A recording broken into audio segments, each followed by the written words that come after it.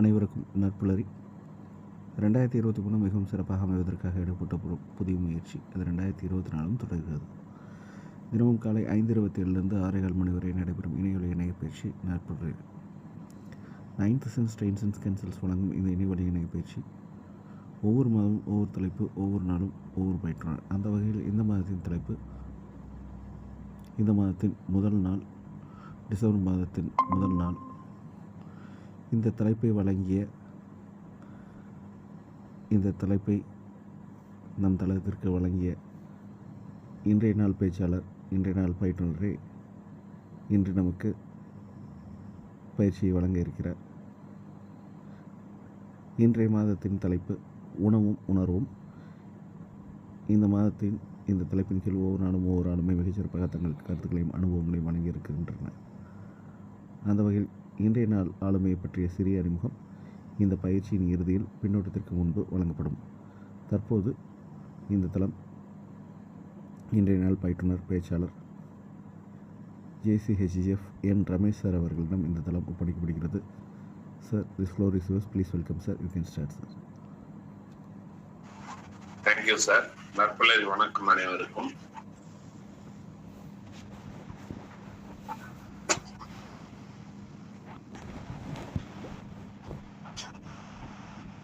So screen விசிபிளா இருக்கும்னு நினைக்கிறேன்.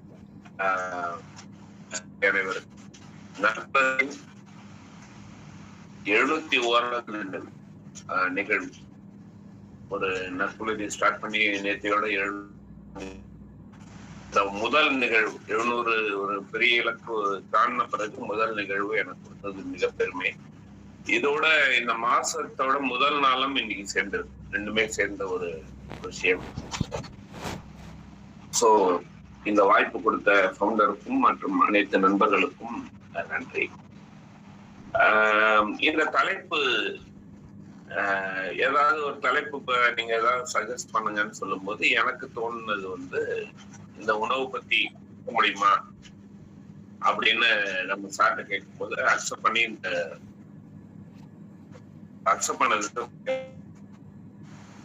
உணவும் உணர்வும் அப்படிங்கிற ஒரு தலைப்பு.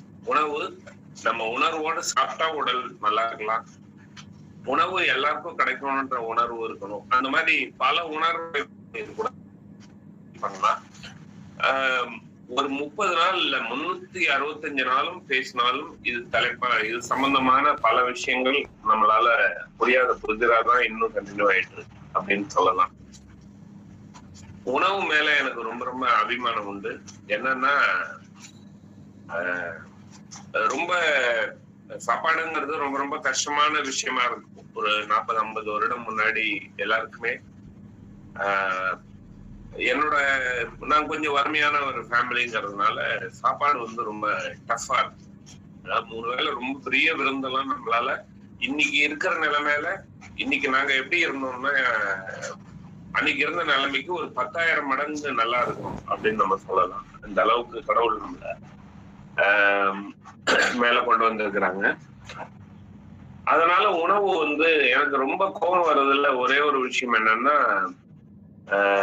என்னோட 2 விஷயம் பத்தி கோபம் வரும். என்னோட உழைப்பை யாராவது கிண்டல் பண்ணால் கொஞ்சம் கோபம் வரும்.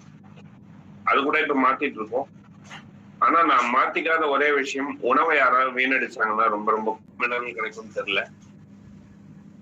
இந்த உணவு அப்படின்னு எடுத்தோம்னா ஒரு ஃபவுண்டேஷன் ஆஃப் ஹெல்த். நம்மளுடைய ஹெல்த்துக்கான ஒரு அடித்தளம் உணவு தான்.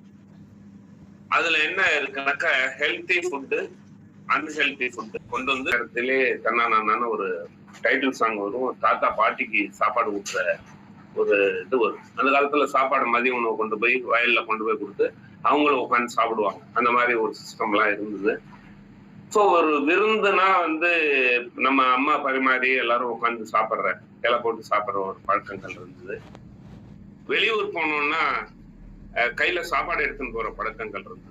ஒரு ஜஸ்ட் அவுட்டிங், நாங்கெல்லாம் அவுட்டிங்னா எங்க பாட்டி இருக்கிறாங்க, எங்க அப்பாவோட அம்மா இருந்தாங்க. அவங்க எங்க அப்பா அம்மா எல்லாம் எங்கெல்லாம் விட்டு ஏதாவது கல்யாணத்துக்கு போயிட்டாங்கன்னா அவங்க தான் பாத்துப்பாங்க. அவங்க எங்களை சிதம்பரம் ரயில்வே ஸ்டேஷன் ஓவர் பிடிச்சிது சாப்பாடு கட்டி எடுத்துன்னு போயிட்டு அதுக்கு மேல உட்காந்து ட்ரெயினை வேடிக்கை பார்த்து சாப்பாடு ஊட்டுவாங்க.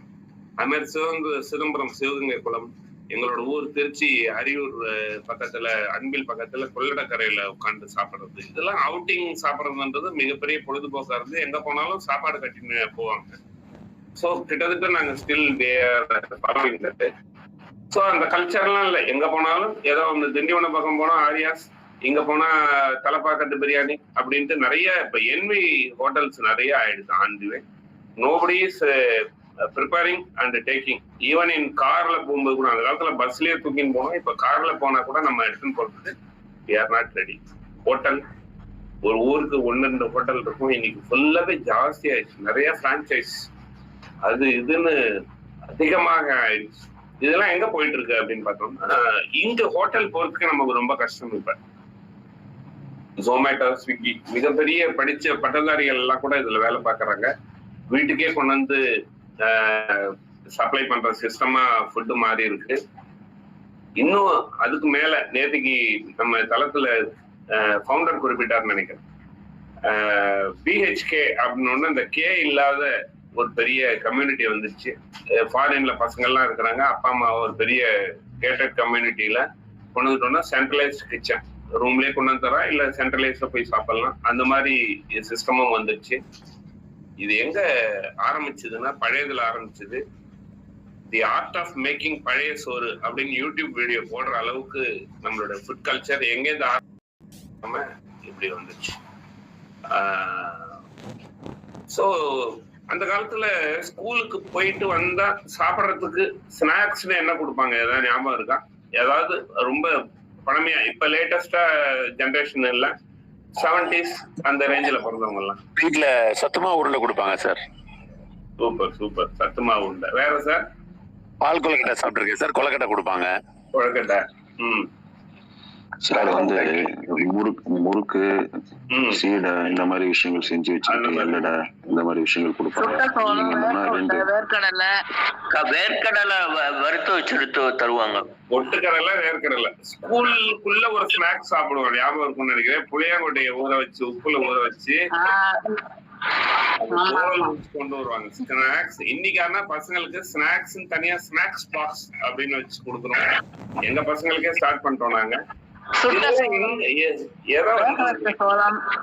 ஆமா ஆமா, சூப்பர் மேடம். எங்க வீட்டுல கேழ்வரகான முருங்கைக்கீரை போட்டு செய்வாங்க சார். முருங்கைக்கீரை போட்டு செய்வாங்க.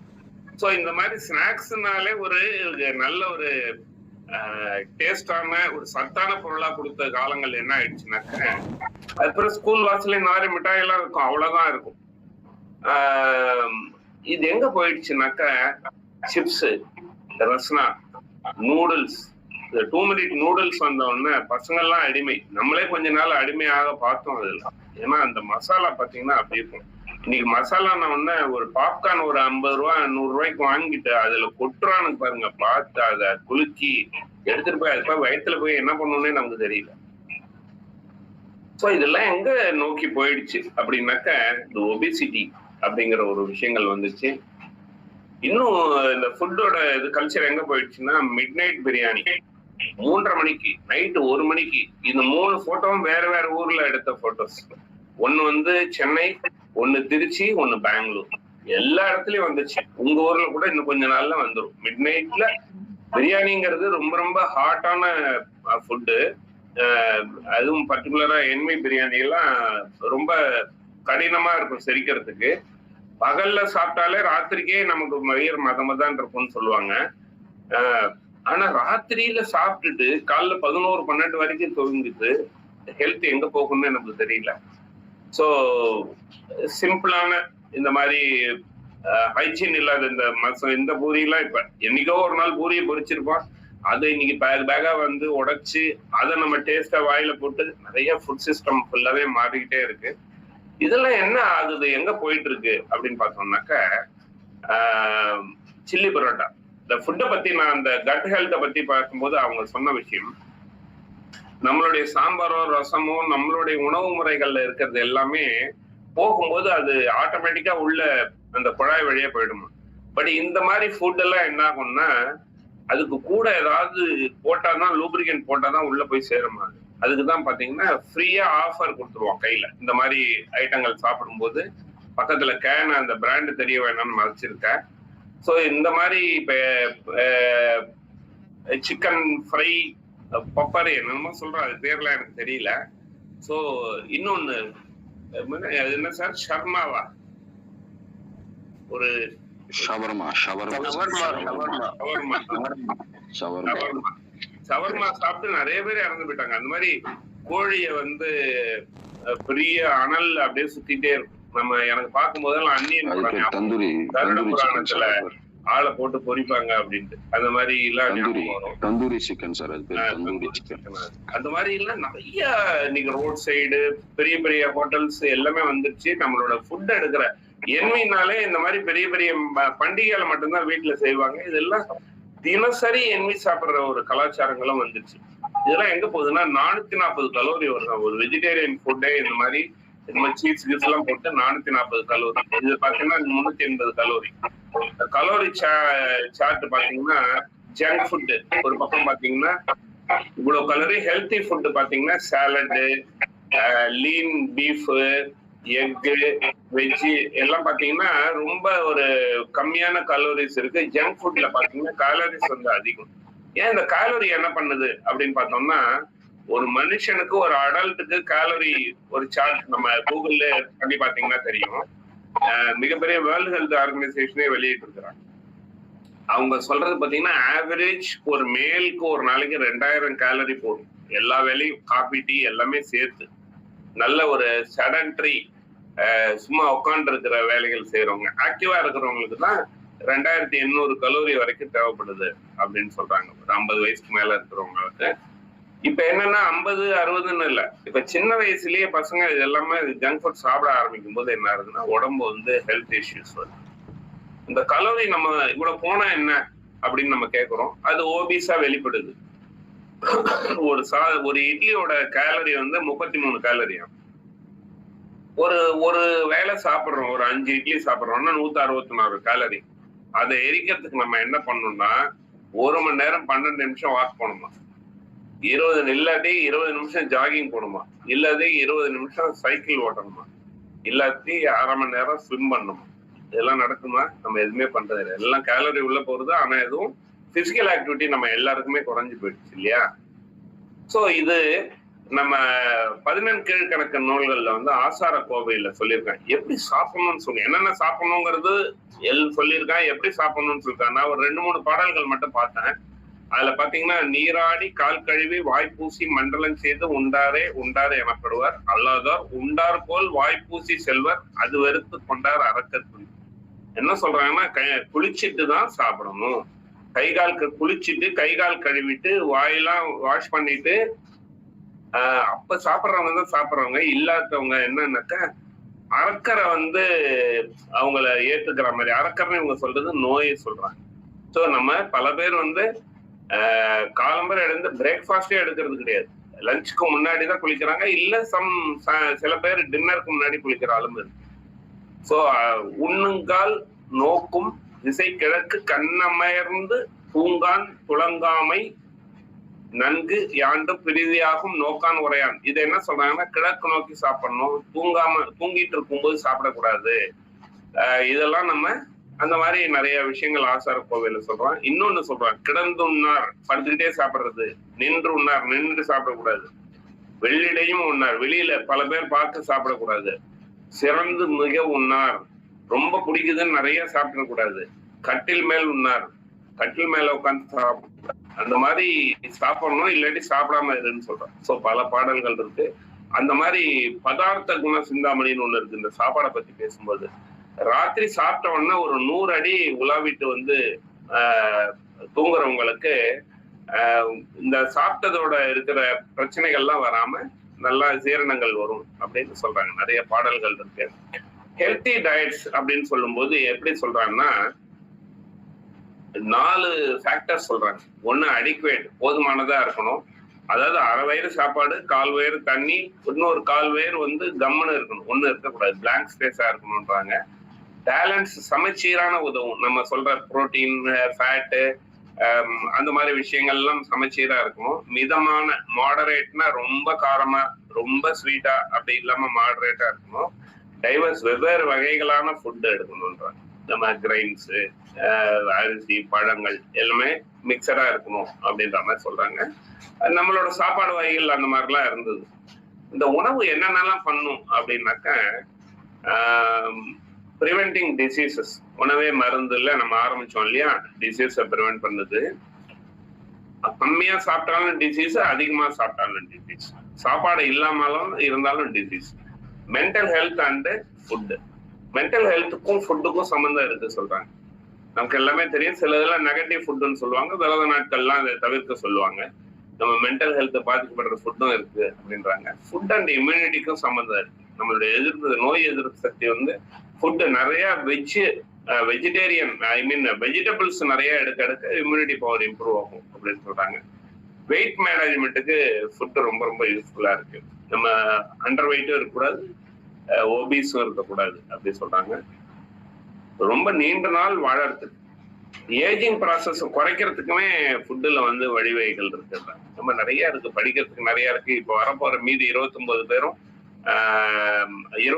30 பேரும் சொல்ல போறாங்க 31 நாள்லயே இந்த எமோஷனல் வெல்பீயிங், நம்ம எமோஷன்ஸ், கோவப்படுறது, சந்தோஷப்படுறது, அதுக்கான ஃபுட்ஸும் இருக்குன்றாங்க. நம்மளோட இந்த ஹாப்பி ஹார்மோன் சுரக்கிறதுக்கு பாத்தீங்கன்னா மெயினா 2 ஃபுட்டு சொல்றாங்க. கொய்யாப்பழம், வாழைப்பழம் டெய்லி ஒண்ணு சாப்பிட்டோம்னா நம்ம நல்ல கெமிக்கல் எல்லாம் சுரக்கும் அப்படின்ற மாதிரி நான் படிச்சேன். ஒரே ஒரு நிமிஷம், இன்னொரு 10 மினிட்ஸ் போகும் சார் இது பிரசன்டேஷன். கொஞ்சம் கண்ணை மூடிடுங்க, எல்லாருமே கண்ணை க்ளோஸ் பண்ணிக்கோங்க.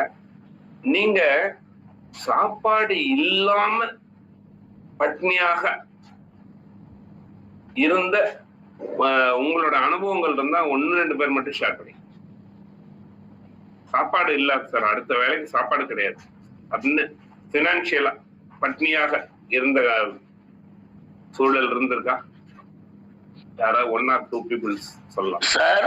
புஸ்தக மூட்டையை தூக்கி தலையில வந்து அந்த பையோட இதை தலையில பின்பக்கமா அப்படி போடுறப்பவே இன்னைக்கு மத்தியானம் நம்ம ஸ்கூலு இது சாப்பாட்டுக்கு வர்றப்ப எதுவும் இருக்கணுமே அப்படின்னு எண்ணி போன காலங்கள் உண்டு. சில நாள் இருக்காது, அம்மா சாப்பிடாம வெறும் 12 பைசாவை 2 அணாவை கையில கொடுத்து நீ போய் உண்டி வாங்கி சாப்பிட்டு போன்னு சொன்ன காலங்கள் உண்டு. கண்டிப்பா சார். இன்னைக்கு இதே மாதிரி 9ல் 1 பர்சனுக்கு சாப்பாடு கிடைக்கல சார். இன்னைக்கு இருக்கிற 2000 லேட்டஸ்ட் ஸ்டேட்டஸ் அநேகமா 2024 எடுத்திருப்பாங்க. மகிழ்ச்சியான செய்தி என்னன்னா, இந்தியா உலக பணக்கார நாட்டுல 1, ஆனா உலக உணவு உற்பத்தியிலே 2வது இடம். பணக்கார நாட்டுல 1 ஆஃப் தி பணக்கார நாடு, உணவு உற்பத்தியில 2வது இடத்துல இருக்கு இந்தியா. ஆனா கவலை அளிக்கும் செய்தி என்னன்னா, 21% ஆஃப் குழந்தைகள் உயரத்துக்கு ஏற்ற எடையில் இல்லாமல் எடை குறைவாக உள்ளனர் அப்படின்ற ஒரு செய்தி சொல்றான். இதுக்கெல்லாம் என்ன காரணம் அப்படின்னா ஃபுட் வேஸ்டேஜ். இதை பத்தி மட்டும் ஒரு 10 மினிட்ஸ் பேசி நான் வெளில வந்துடுறேன். ஃபுட் வேஸ்டேஜ் அப்படின்னோடனே ஃபார்ம் டு பின் அப்படின்னு ஒரு ஆர்டிகிள் எழுதினார் ஒருத்தர், ஹிடன் ட்ரூத் அப்படின்னு. அந்த ஆர்டிகிள்ல இருந்து எடுத்த விஷயங்கள். ஃபார்ம் டு பின், ஒரு விவசாய நிலத்துல இருந்து குப்பை தொட்டிக்கு டைரக்டா போற விஷயங்கள் பத்தி எழுதிருந்தாங்க. அவங்க சொன்ன விஷயம் பாத்தீங்கன்னா, ஃபுட் வேஸ்டேஜ் இன் இந்தியா குளோபலா எடுத்திருக்கிறாங்க. இந்தியால மட்டும் ஒரு வருடத்துக்கு 68.7 மில்லியன் டன்ஸ் ஆஃப் ஃபுட் வீணாகும். 68.7 tons of million tons of food. In simple word, 50 kgs per person. ஒரு மனுஷன் ஒரு இண்டிவிஜுவல் ஷேர் நீங்க வேஸ்ட் பண்ணலன்னா கூட உங்க ஷேர் வந்து 50 கிலோ ஒரு நாளைக்கு வேஸ்ட் பண்றோமா. 1/3 of food produced in India gets wasted or spoiled before it is even eaten. 1/3 of food வீணா போகுதான். குளோபலி பாத்தீங்கன்னா ஹங்கர் ப்ராப்ளம் நம்ம சொன்னோம் இல்லையா, பட்னியா இருக்கிறாங்கன்ட்டு. 821 மில்லியன் பீப்புள் வந்து பசியால இருக்கிறாங்களாம். இந்தியால 196 மில்லியன் பீப்புள் வந்து அஃபெக்டட் பை ஹங்கரா. 107 குளோபல் ஹங்கர் இண்டெக்ஸ்ன்னு சொல்றான். அந்த குளோபல் ஹங்கர் இண்டெக்ஸ்ல வந்து இந்தியா 107வது இண்டெக்ஸ்ல இருக்குதான். ஸோ 9 பேர்ல ஒரு ஆளுக்கு சாப்பாடு கிடைக்கிறது இல்லையா, பத்னியாக இருக்கிறார்கள். இன்னைக்கு நம்ம பீஸா பர்கர் எல்லாம் சாப்பிட்ற காலத்துல கூட அந்த மாதிரி ஆட்கள் இருக்கிறாங்க.